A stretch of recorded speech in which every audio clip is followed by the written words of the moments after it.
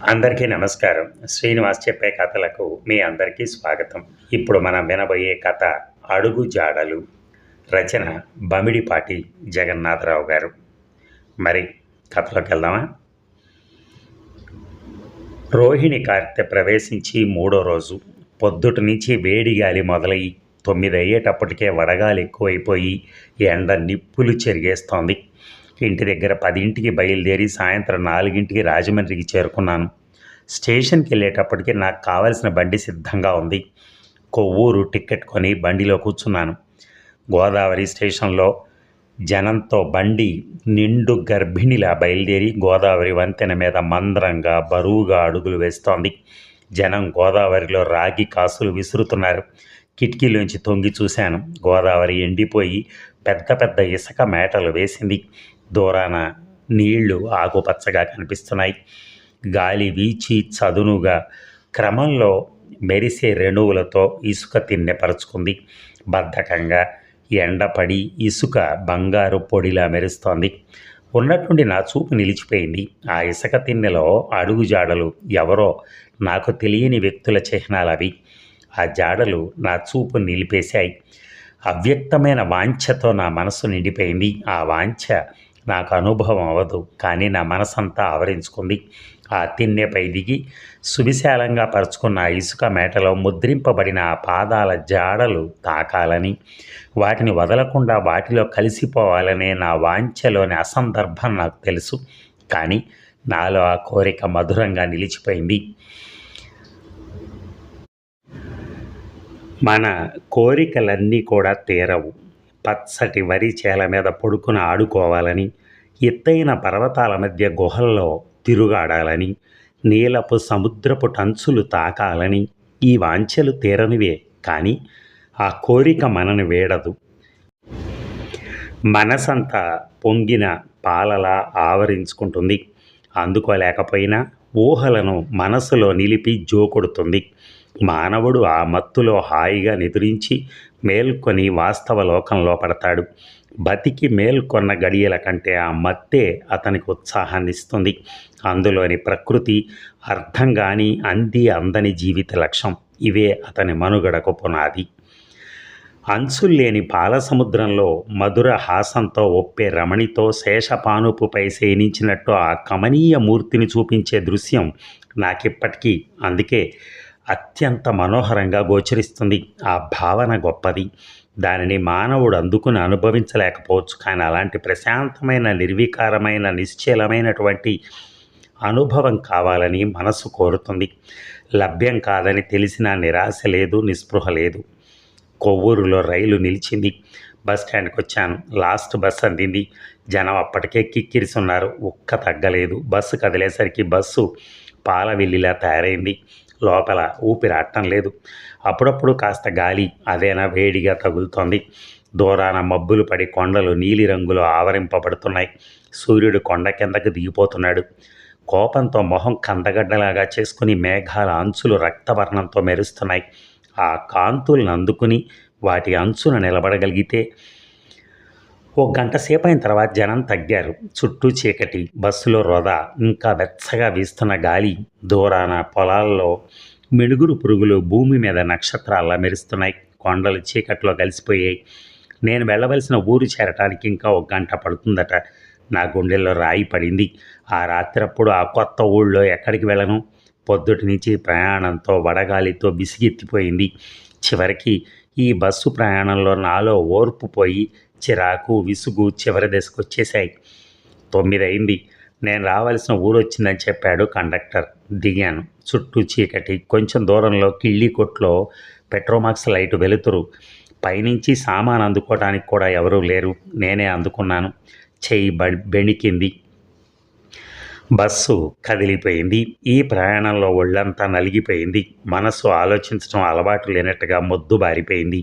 ఆ చీకట్లో కొత్త ప్రదేశంలో కొద్ది క్షణాలు నిల్చున్నాను. కర్తవ్యం గుర్తుకొచ్చింది.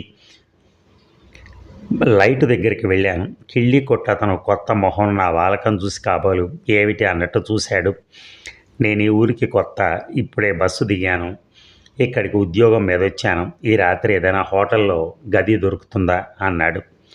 అబ్బే ఇది చిన్న పల్లెటూరండి, గదులు దొరకవు, మీ ఆఫీస్ కూడా మూసేస్తారే అని కాసేపు ఆలోచించాడు.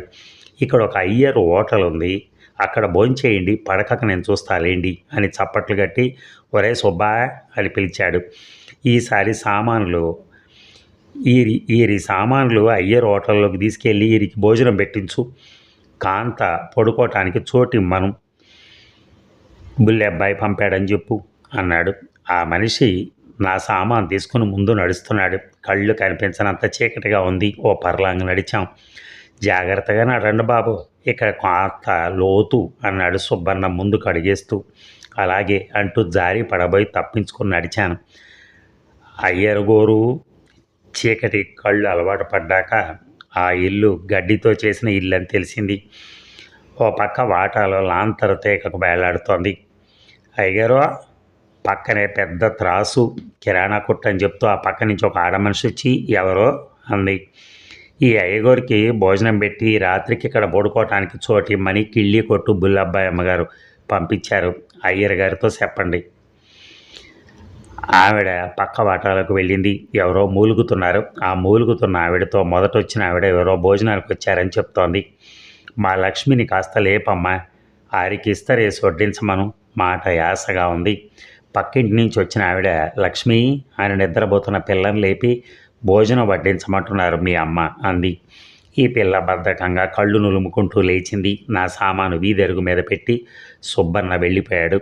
ఆ పిల్లకు నిద్రలోంచి లేవటానికి ఇష్టంగా లేనట్టుంది. విసుగ్గా వీధి గదిలో విస్తరవేసింది. ఇంట్లోంచి మూలుగు కర్కశంగా బాధగా ఆ నిశ్శబ్దంలో అసహ్యంగా ఉంది. చల్లారిపోయిన అన్నం, వాసన వేసే పచ్చడి, గొంతులో దిగే ఆ అడ్డాకులోని పుల్లలు నాకు వెగిటొచ్చింది. పక్కింటి ఆవిడ అడుగుతోంది, ఏమండి పిన్ని గారు, కాలి నొప్పి తగ్గలేదా? ఇవాళ ఇంకా మోపు చేసి మరీ బాధగా ఉందమ్మా. ఆ మూలుగుతున్న ఆవిడ చెప్తోంది.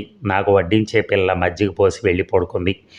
ఆరికి పెరుగు పోసావా, వంటింట్లో గూట్లో ఉంది అని యాసతో ఆ మూలుగుతున్న ఆవిడ లోపల నుంచి కేకేసింది. ఆ పిల్ల విసుక్కుంటూ గొణుగుతూ లేచింది. అక్కర్లేదు అని లేచి చేయి కడుక్కున్నాను. పైన పక్కేసుకున్నాను. నిద్ర పట్టట్లేదు. ఆ నిశ్శబ్దంలో లోపల నుంచి మూలుగు వికృతంగా ధ్వనిస్తోంది. ఆ మూలుగు, దోమలు, గాలి బిగిసిగిపోయి ఆ రాత్రి నాకు నరకం అనిపించింది. మర్రోజు ఆఫీస్కి వెళ్ళి జాయిన్ అయ్యాను. ఆ రోజే ఒక వాటా అద్దెకు తీసుకున్నాను. ఊరు చాలా చిన్నది. ఆ హోటల్లోనే భోజనం చేస్తున్నాను. ఆ 9 ఏళ్ల పిల్ల లక్ష్మి నాకు రోజు వడ్డిస్తోంది. ఆ మూలుగుతున్న ఆవిడ అయ్యరు భార్య అని, నేను వచ్చే క్రితం రోజునే అన్నం వారుస్తుంటే గంజి కాలి మీద పడి బొబ్బలెక్కి బాధపడుతోందని తెలిసింది. 4 రోజులు పోయాక ఓ రాత్రి భోజనం చేసి వీధి వసారాలో స్టూలు మీద కూర్చుని సిగరెట్ కాల్చుకుంటున్నాను. నా ముందు పిలకతో, ఎర్రని కళ్ళతో, ఎత్తు పళ్లతో, మురికి ఓడుతున్న పంచెతో నిల్చున్న అతను నాకేసి చూస్తూ, కొత్తగా భోజనానికి చేరారా, అడ్వాన్స్ 20 ఇవ్వండి అన్నాడు. అతనే అయ్యరని తెలిసింది. రూపాయలు ఇచ్చాను. ఎక్కడ పనిచేస్తున్నారు? గొంతు కర్కశంగా ఉంది. నేను చెప్పేలోగా ఎటో చూస్తూ ఆలోచనలో పడిపోయాడు. మంచినీళ్ళు కావాలి అన్నాను. నీళ్ళి అంటూ ఇంట్లో ఉరిమాడు అయ్యర్. నాకు రోజు వడ్డించే పిల్ల నీళ్లు తీసుకొస్తుంటే కొద్దిగా అతని పంచె మీద ఒలికాయి. బుద్ధి లేదు, ఏం అంత పరాకు అంటూ అయ్యర్ చట్టున ఆ పిల్లను లెంప మీద కొట్టాడు. ఆ పిల్ల చేతిలోని గ్లాసు దూరంగా పడింది. ఆ లేత కళ్ళల్లో గిర్రున నీళ్లు తిరిగాయి. ఎరుపెక్కిన ఆ లేత బుగ్గ మీద తట్లు తేలాయి. ఆ యజమాని రూపం, అతని ప్రవర్తన, ఆ పరిసరాలు, ఇంట్లోంచి ఆ మూలుగు, ఇవన్నీ ఆ ఇల్లన్నా, ఇంట్లో వ్యక్తులన్నా నాకు వెగటు కలిగించాయి. ఇక ఆ హోటల్లోనే భోంచేస్తున్నాను. అయ్యర్ భార్య కొంచెం తిరగగలుగుతోంది. నా భోజనం బాలకం ఏదీ ప్రత్యేకంగా అడగకపోవటం గమనించిందనుకుంటాను. లక్ష్మితో చెప్పి రోజు పెరుగు పోయించేది. ఆ పిల్ల లక్ష్మి దిగులుగా తిరుగుతూ ఇంట్లంతా పనిచేసేది. ఆ విషయం కొట్టొచ్చినట్టు కనపడేది. అయ్యర్ ఆ పిల్లను చీటికి మాటికి అకారణంగా కొట్టేవాడు. ఏదో కారణం కల్పించి ఆ పిల్లను పిలిచి బాధించేవాడు. ఆ రోజు రాత్రి అయ్యర్ భార్య వడ్డిస్తోంది. అయ్యర్ ఎందుకో కానీ దుమదుమలాడుతూ ఇంట్లోకి వచ్చాడు. లక్ష్మి ఆ రోజు కూని రాగం తీస్తూ గుడ్డ పీలికలతో తాటాకు బొమ్మకు అలంకరణ చేస్తోంది. అయ్యర్ దూకుడుగా నడుస్తూ వచ్చి ఆ పిల్ల తాటాకు బొమ్మని తొక్కేశాడు. బొమ్మ ఆకారం పోయి తప్పడగా అయిపోయింది. ఆ పిల్ల నా బొమ్మ అని దీనంగా చూస్తోంది బిక్కమొహంతో. అంతే. అయ్యరు తట్టు తేలేట ఆ పిల్లను కొడుతున్నాడు. భోంచేస్తున్న నాకు అమితమైన బాధ కలిగింది. కూర్చోలేకపోయాను. చట్టున లేచి వెళ్ళి ఇంకొక్క దెబ్బ పడిందంటే ఊరుకోను అన్నాను. నా కంఠం నాకే కఠినంగా ధ్వనించింది. ఏమనుకున్నాడో అయ్యర్ సణుగుతూ వీధిలోకి పోయాడు. పక్క తలుపు దగ్గర వెక్కి వెక్కి ఏడుస్తున్న ధ్వని వైపు నా దృష్టి మళ్ళింది. తెల్ల చీరతో ఒక 25 పడుచు గొంతులో కొంగు కుక్కుకుంటూ ఏడుపు దిగమింగుకుంటోంది. ఆ ఇంటిలో ఆమెను ఇంతవరకు నేను చూడలేదు. ఆమె నుదురు విశాలంగా, బొట్టు లేకపోవడం చేత కాబోలు మరీ విశాలంగా ఉంది. ఆ పెద్ద కళ్ళు కన్నీళ్లతో నిండాయి. ఆమె నన్ను చూసి బెదిరినట్టుగా పక్కకు తప్పుకుంది. ఆయనదంతే పిచ్చి కోపం బాబు. భోజనం మధ్యలో లేచారు. కూర్చోండి, పెరుగు పోస్తాను అంది అయ్యరు భార్య. నాకిక తినాలనిపించక రానని చెప్పాను. నా మనసంతా కలతబారిపోయింది. మీరు భోజనం పూర్తి చేయకుండానే మధ్యలో లేచారు. ఇక్కడికి హోటల్ మార్చాక భోజనం కూడా సరిగా పెట్టలేకపోతున్నాం అంటూ అయ్యరు భార్య నొచ్చుకుంది.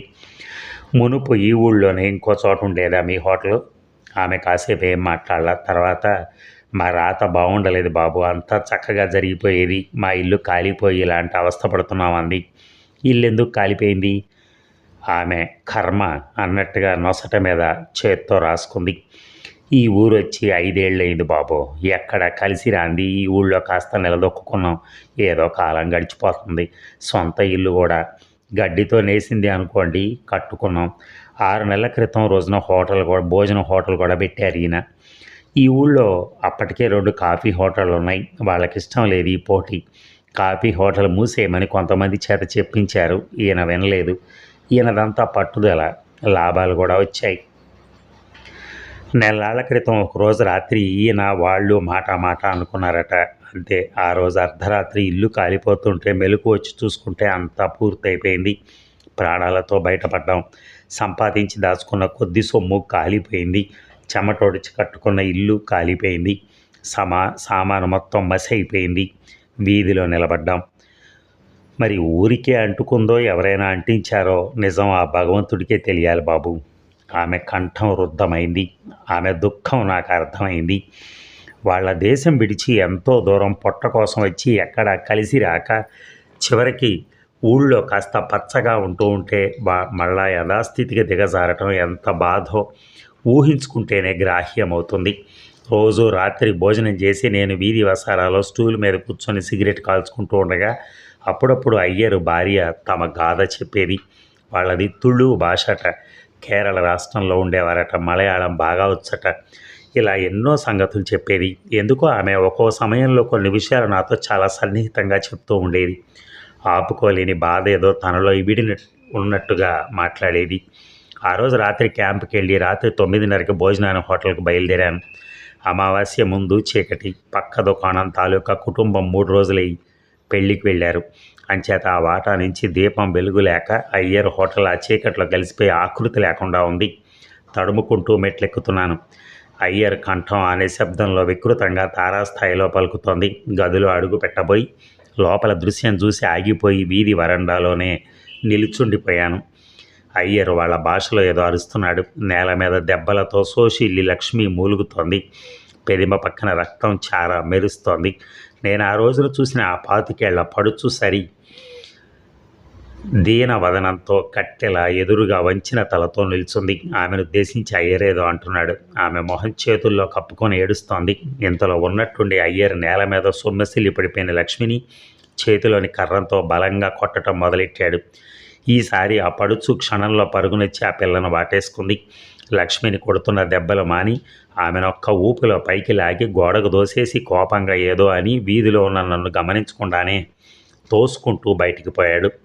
ఓ మూల పిల్లిలా భయంలా ముడుచుకుపోయిన అయ్యర్ భార్య జీవచ్ఛవంలా అయిపోయింది. ఆమె వదనంలో దుఃఖపు ఛాయలు, ఎనలేని వ్యధ కొట్టొచ్చినట్టు ప్రతిఫలిస్తున్నాయి.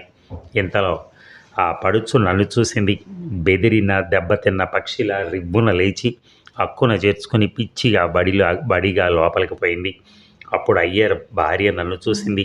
తెల్లబోయినట్టుగా కాసేపు ఉండిపోయింది. 2 నిమిషాల్లో లేచి మొహం కడుక్కొని నిశ్శబ్దంగా పీట వేసి విస్తర వేసింది. నేను ఈ పూట ఏమీ తిన్ను అంటూ వీధి వసారాలో స్టూల్ మీద కూర్చున్నాను. ఒక గ్లాసు మజ్జిగ తీసుకొచ్చింది. తాగాను. సిగరెట్ కాల్చుకుంటున్నాను. సిగరెట్ అయిపోయింది. లేచాను. వెళ్తున్నారా? ఆ పిలుపులోని వేదన నన్ను నిలిపేసింది. ఆమె ముఖం సరిగా కనపడకపోయినా ఆమె స్వరంలోని దీనత్వం నన్ను కదిలించి వేసింది. ఆపుకోలేని, తనలో ఇముడ్చుకోలేని వ్యధతో ఆమె అల్లాడిపోతోంది. నాకు కాస్త విషం సంపాదించివ్వండి. నాకింకేమీ వద్దు. నేను ఈ బాధ భరించలేను అంది ఆమె నాకేసి జీవం లేనట్టు చూస్తూ. మీకెంతమంది పిల్లలు అన్నాను నిశ్శబ్దాన్ని ఛేదిస్తూ. ఆమె కాసేపు ఆలోచించి 3, 2 అమ్మాయిలు 1 అబ్బాయి అంది. అయ్యగారికి కోపం ఎక్కువ. మీరెలాగో అలవాటు పడాలి ఆయన కోపానికి, మూర్ఖత్వానికి. మీరే తల్లడిల్లిపోతే పిల్లలు బెంగపడిపోరా? మీ పెద్దమ్మాయి ఎంత బాధపడుతుందో గమనించారు కదా. మీరు కలగజేసుకోవటంతో మీ పెద్దమ్మాయి చెల్లెలు లక్ష్మిని ఆదుకోవాల్సి వస్తోంది.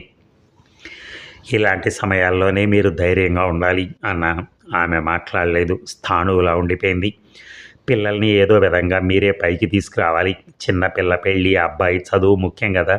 అందులో పెద్ద పిల్లను దేవుడే అన్యాయం చేశాడు. ఆమె మీద పిల్లల భారం వేసి మీ దారి మీరు చూసుకోవటం ధర్మం కాదు. పోనీ ఆమెకు మళ్ళా వివాహం చేయలేకపోయారా? మీ దేశంలో ఆచారంలో మార్పు వచ్చి మళ్ళా వివాహాలు జరగటం లేదా అన్నాను విషయం మార్చాలని. ఆమె నోట మాట లేదు. చివరికి నేనే ఎన్నాళ్ళయింది మీ పెద్దమ్మాయికి వైధవ్యం వచ్చి అన్నాను. అంతే.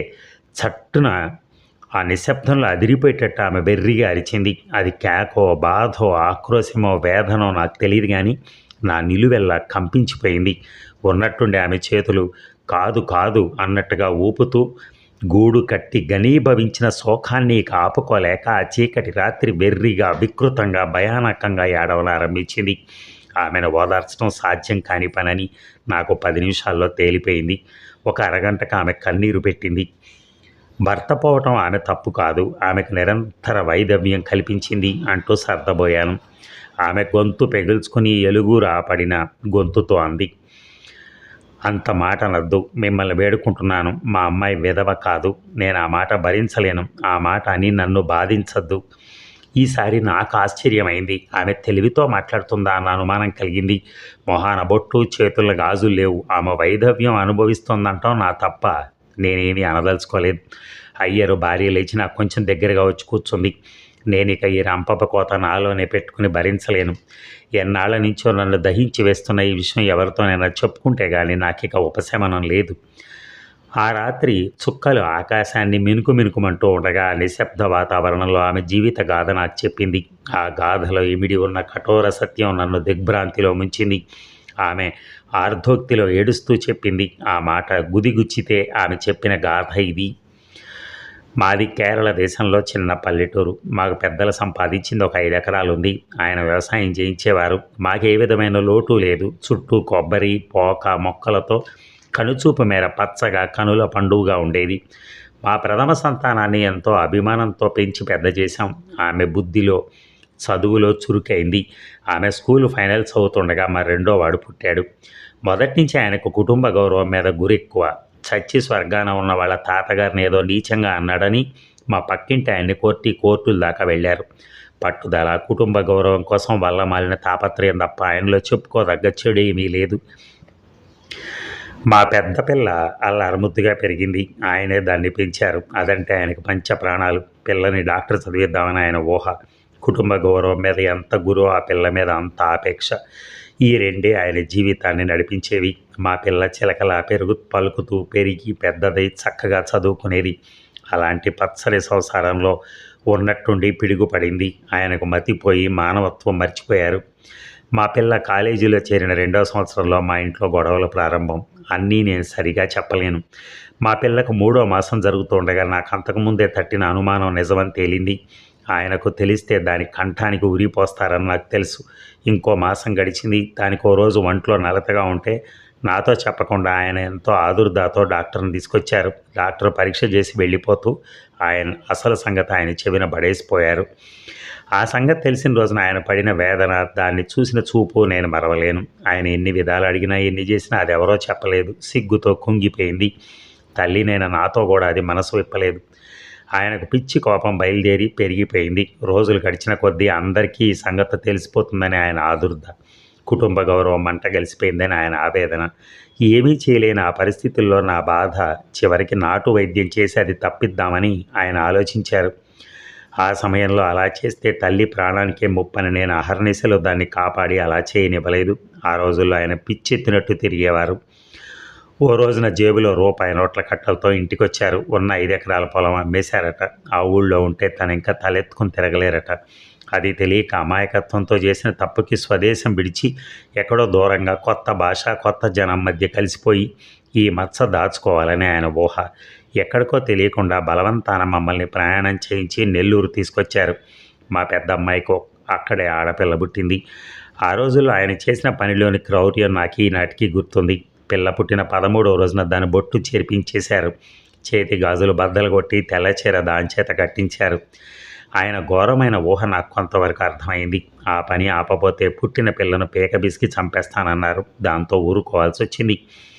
వయసులో ఉన్న పిల్లకు పెళ్ళెందుకు చేయలేదన్న ప్రశ్న ఎక్కడన్నా వస్తుంది. ఆ అనుమానం ఎవరికీ కలగకుండా దాని జీవితం శాశ్వతంగా పాడు చేద్దామని ఆయన సంకల్పం అనిపించింది. అలా చేస్తే అది చేసిన తప్పుకు తగిన శిక్ష అని ఆయన ఉద్దేశం కాబోలు. ఆ పుట్టిన పిల్ల లక్ష్మిని మాకు పుట్టిన పిల్లగానే పెంచాలని పెద్దమ్మాయి శాశ్వత వైదవ్యం నటిస్తూ తనకు పుట్టిన పిల్ల వైపు చూడనైనా చూడకూడదని ఇవి ఆయన ఆంక్షలు. ఆ ఆంక్షలు ఆయన అక్షరాల అమలు జరిపారు. లక్ష్మికి నెల నిండుతూ ఉండగా ఊరు మార్చి ఇంకో ఊరికి తీసుకొచ్చారు. లక్ష్మిని నా పిల్లగా పెంచాను. ఓ పక్క గదిలో అసలు తల్లికి పాలు చెప్తూ ఉండగా ఆయన ఆంక్షకు లోబడి ఆ చిన్న కొనను పోత పాలతో నేనే పెంచాను.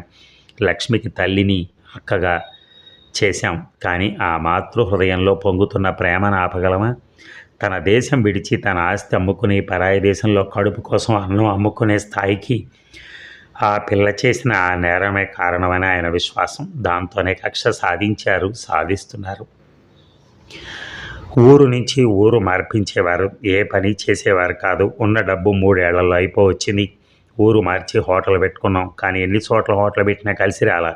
ఈ ఊళ్ళో కాస్త పచ్చగా ఉన్నాం. కానీ ప్రజలు మమ్మల్ని చూడలేకపోయారు. భగవంతుడు, కూతురు, ప్రజలు అందరూ కూడా తనకు అన్యాయం చేశారని ఆయన కక్ష కట్టారు. అది కాస్త లక్ష్మి మీదకి తిరిగింది. దాన్ని కాల్చుకు తినేవారు, కొట్టి బాధించేవారు. ఇక ఇవాళ జరిగిన సంగతి, అక్కయ్య నీకు బొట్టు బాగుంటుందని అది వద్దంటున్నా వినకుండా లక్ష్మి దాని మొహాన కుంకుమ బొట్టు దిద్దుతోంది. బొట్టు దిద్దుతూ ఉండగా ఆయన వచ్చారు. ఆయన కోపాలకి అవధులు లేకపోయాయి. ఆ బొట్టు చెరిపి పెద్దమ్మాయిని నానా మాటలు అని లక్ష్మిని చచ్చేటట్టు కొట్టారు. మానవుడు విధించిన శిక్ష, అందులోనూ నిర్దయతో కన్నతండ్రి విధించిన ఆ శిక్ష భరిస్తూ అది శాశ్వత వైదవ్యం నటిస్తూ తన పిల్లను చూసుకుని పాలిచ్చి ఆడించుకుని పెంచి పెద్ద చేసే అవకాశం లేకపోతే ఆ తల్లి మనసు ఎంత విలపిస్తుంది? అంతా చూస్తున్న నా మనసు ఎంత కాలం ఈ బాధ భరిస్తుంది? ఆమె నిట్టూరుస్తూ ఆగింది. ఇంత ఘోరమా అన్నట్టుగా దూరంగా కుక్క ఎలుగెత్తి పెడుతున్న రోదన. ఈ కఠోర దుఃఖగాథ తనలో ఇముడ్చుకోలేనట్టు ఆకాశం మబ్బుల్లో మూసుకుపోతోంది. ఒక స్త్రీ తెలియక చేసిన తప్పిదానికి పరువు కోసం తండ్రి విధించిన ఆ జన్మాంత శిక్షను విని కాబోలు నక్షత్రాలు వెలవెలాపోయాయి. ఈ విషాద సత్యం నా మీద ఎంత తీవ్రంగా పనిచేసిందో చెప్పలేను. ఆ రాత్రి ఇంటికి వెళ్ళి పడుకున్న నిద్ర రాలేదు. పాపం కుటుంబ గౌరవ ప్రతిష్టల కోసం తప్పు చేసిన ముద్దుల కూతుర్ని క్షమించలేక సొంత ఊరు పొలం తెగన అడుకుని ఎన్నో వేల మైళ్ళు ప్రయాణించి సత్యాన్ని మార్చి జీవిస్తున్న అయ్యర్.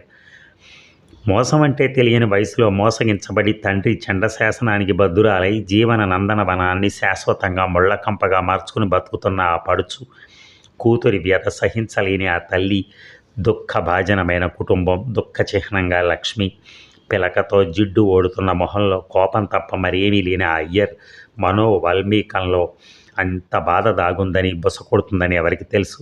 మొదటిసారిగా అయ్యర్ మీద జాలి కలిగింది. ఇక పొద్దుటే పోస్ట్ మ్యాన్ లేపాడు. టెలిగ్రామ్ అందించాడు. ఆతృతతో తీసుకొని చూశాను. మామగారికి బాగుండలేదు, రమ్మని. సెలవు పడేసి బయలుదేరి వెళ్ళాను. నేను వెళ్ళిన 4 రోజులకి ఆయనకి బాగా కులాసాగా ఉంది. వచ్చేటప్పుడు భార్య పిల్లల్ని తీసుకొచ్చాను. మంచి రోజు అది చూసుకుని బయలుదేరేటప్పటికి 15 రోజులు పట్టింది. మళ్ళా నా ఉద్యోగపు టూరు చేరేటప్పటికి. ఆ రోజు ఇంట్లో భోజనం చేస్తుంటే అయ్యర్ హోటల్ జ్ఞాపకం వచ్చింది. మొదట్లో ఆ భోజనం, ఆ ఇల్లు, ఆ వ్యక్తులు అంటేనే అసహ్యం. ఆ కుటుంబంలో దాగున్న రహస్యం, ఆ వ్యక్తుల హృదయాల్ని కలిచివేస్తున్న వ్యధ అర్థమయ్యాక ఆ కుటుంబం మీద నాకు కలిగిన సానుభూతి అన్ని ఆలోచనల్లో కలిసిపోతున్నాయి. రాత్రి భోజనం చేసి అయ్యర్ హోటల్కి వెళ్ళాను. పక్క వాట ఇంకా తాళం వేసింది. వీధి వసారాలో మూలగా తుండగుడ్డు నెత్తిన చేతులు పెట్టుకుని గొంతు కూర్చున్నాడు అయ్యర్. దైన్యానికి ప్రతిబింబంగా ఉన్నాడు. నన్ను చూసి ఇంట్లోకి చూస్తూ కళ్ళ నీళ్లు తుడుచుకున్నాడు. ఇంట్లోకి వెళ్ళాను. మంచం మీద బల్లిలా అంటుకుపోయి పడుకునుంది అయ్యర్ పెద్ద కూతురు. 10 రోజుల నుంచి ఆహారం లేనట్టుగా వాడిపోయి ఉంది వదనం. నిద్రపోతోంది. కళ్ళ పక్కల నుంచి నీళ్లు కారుతున్నాయి. పక్కన కూర్చున్న లక్ష్మి చుట్టూ ఓ చేయి వేసి రెండో చేత్తో లక్ష్మి 2 చేతులు పట్టుకుని ఉంది. నిద్రలో కూడా ఆ బంధం వీడలేదు. నన్ను చూసి అయ్యర్ భార్య వెక్కి వెక్కి ఏడ్చింది. నేను వెళ్ళిన 3 రోజుల తర్వాత నుంచి పిల్ల జ్వరంతో కలవరింతలతో ఒళ్ళు తెలియకుండా ఉందట. ఎందుకొచ్చింది ఇంత జ్వరం అన్నాను. ఏం చెప్పమంటారు బాబు, ఆ రోజున ఆయన అన్న మాటలు, చేసిన పని దాన్ని హడలుగొట్టేసినాయి. పైగా మమ్మల్ని ఊరిలో ఉండకుండా కూడా చేయాలని చూస్తున్నారు కొంతమంది. వెర్రి తల్లి, అసలే తండ్రి ఆ రాత్రి అన్న మాటలతో కుమిలిపోతుంటే అదే దొరికిందా వాళ్ళకి అని ఊరుకుంది దుఃఖంతో మాట రాక. ఏం జరిగింది? వీధిలో వెళ్తూ ఈలలు, పిల్ల కనిపిస్తే చెయ్యెత్తి పిలవటం, పనిగట్టుకుని భోజనానికి వచ్చి మీ పెద్దమ్మాయిని వడ్డించమంటాం. అన్నం అమ్ముకుంటున్నా పరువు అమ్ముకోలేదు కదా బాబు. ఇవన్నీ చూసి ఆయన పిచ్చి కోపం అన్నీ కలిసి దాని మనసు విరిచేశాయి. ఓ రోజు పెళ్ళిన జ్వరం వచ్చి ఏక కలవరింతలు. నాన్న, లక్ష్మినేం చేయక, తప్పంతా నాది. అమ్మ, నేను మంచిదాన్నని వాళ్ళతో చెప్పి గొడవ చేయొద్దని చెప్పు అంటూ ఆఖరికి ఊళ్ళో ఉన్న పెద్ద డాక్టర్ని కూడా రానియకుండా చేశారు. ఆయన 2 రోజులు వచ్చి మానుకున్నాడు. ఊళ్ళో ఆచారి గారి మాత్రలు వాడుతున్నాం. పక్క ఊరు నుంచి మంచి డాక్టర్ని పంపుతానని చెప్పి వచ్చేశాను. పంపాను కూడా. ఆయన రోజు వచ్చి చూసేవాడు. పరిస్థితి ప్రమాదమేనని కూడా అన్నట్టున్నాడు. నెలలు గడిచిపోయాయి. ఆమె కోలుకుంటుందని విన్నాను. నా ఉద్యోగం, క్యాంపులు, సంసారం వీటి వల్ల ఈ మధ్య అట్టే వెళ్ళటం పడలేదు. ఆ రోజు క్యాంపుకు వెళ్ళి బస్సు దిగాను. ఎండ మండిపోతోంది. 12 అయింది. అయ్యర్ ఎదురుగా వచ్చి నమస్కారం పెట్టాడు. సెలవు బాబు, వెళ్ళొస్తాం అన్నాడు. ఏమిటి సంగతి అన్నట్టు చూశాను. ఈ ఊరు విడిచిపోతున్నాం, ఇంకో ఊళ్ళో హోటల్ పెట్టుకుంటాం. ఏ ఊళ్ళో అన్నాను. అన్నాక నా తప్పు తెలిసింది. ఒక ఊరు అనేమిటి బాబు, ఏదో ఒకటి మమ్మల్ని కాస్త పరువుగా బతకనిస్తే చాలు. అందరూ వెళ్తున్నారా అన్నాను. ఓ మూలకేసి చూశాడు అయ్యర్. అయ్యర్ కుటుంబం అక్కడ కూర్చొని ఉన్నారు. ఆ పడుచుతో లక్ష్మి నవ్వుతూ దాగుడు మూతలాడుతోంది. అయ్యర్ని చూసి ఆ పడుచు లక్ష్మిని వదిలేసింది. ఇంతలో అయ్యర్ వెళ్ళే బస్సు వచ్చినట్టుంది. అతను తొందరపడుతూ హడావిడిగా సామానుకేసి పరిగెత్తాడు. ఆ తొందరలో పంచె ఖాళీలో చిక్కుకుని ముందుకు పడబోయి ఆపుకున్నాడు. అడ్డొచ్చిన కూలి వాళ్ళని తోసేస్తున్నాడు. ఆయాసపడుతూ సామానంతా తెచ్చుకుని బస్సు మీద వేసుకున్నాడు. చెమటతో చొక్కా వంటికి అంటుకుపోయింది. భార్యని, పిల్లల్ని తొందరగా ఎక్కమని తొందర చేస్తున్నాడు. అతను ఆతృత చూస్తుంటే నాకు అనిపించింది, ఎంత వింత ఈ జీవితం. ప్రతి జీవితంలో ఒక రహస్యం. ఆ రహస్యపు గూడులో ఎన్నో ఆశలు, ఆశయాలు, మిగిలిపోయిన కలలు, అందుకోలేని బంగారు ఊహలు. అన్నిటితో జీవితం వింతగా పయనిస్తుంది. కష్టాలకు, అడి ఆశలకు రూపాంతరమైన అయ్యర్ జీవితంలో నిత్యం సంఘర్షిస్తూ, ఓడిపోతూ, మనసులోని వ్యధ ఆపుకోలేక కుటుంబాన్ని బాధిస్తూ ముందుకు పోతున్నాడు. దేన్నో వెతుక్కుంటూ ఎక్కడికో పోయి మళ్ళా కొత్త జీవితం ప్రారంభించాలని ఆశ. అలా చేస్తే మాత్రం అతనిలోని బెద తగ్గుతుందా? అతడు పోరాడుతూనే ఉన్నాడు. పోరాడి ఏం నగ్గాలో సరిగ్గా తెలియకపోయినా సరే. బస్సు బయలుదేరబోయింది. నాకు నమస్కరించి అయ్యర్ బస్సు ఎక్కాడు. అతను నిల్చున్న చోట అతని వికృతమైన పెద్ద పాదాలు ఆ దుమ్ములు అడుగుజాడల ముద్ర వేశాయి.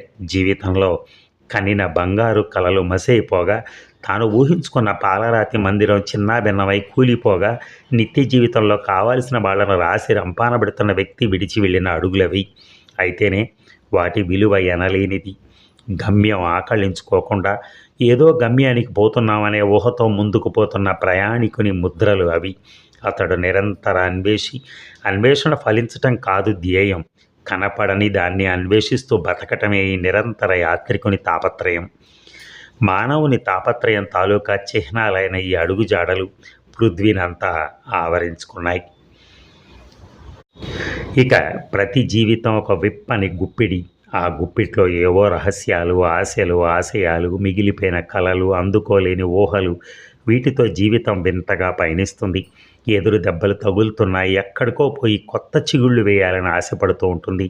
ఈ నిరంతర సంఘర్షణలో గమ్యం తెలియని అన్వేషణతో సాగే మనిషి తాలూకా చిహ్నాలైనటువంటి అడుగు జాడలు అవని అంతా ఆవరించుకున్నాయి.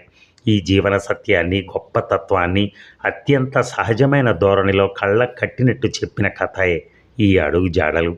కథ ముగిసిన, కథ పొడవునా పరుచుకున్న ఆర్ద్రత వెంటాడుతూనే ఉంటుంది.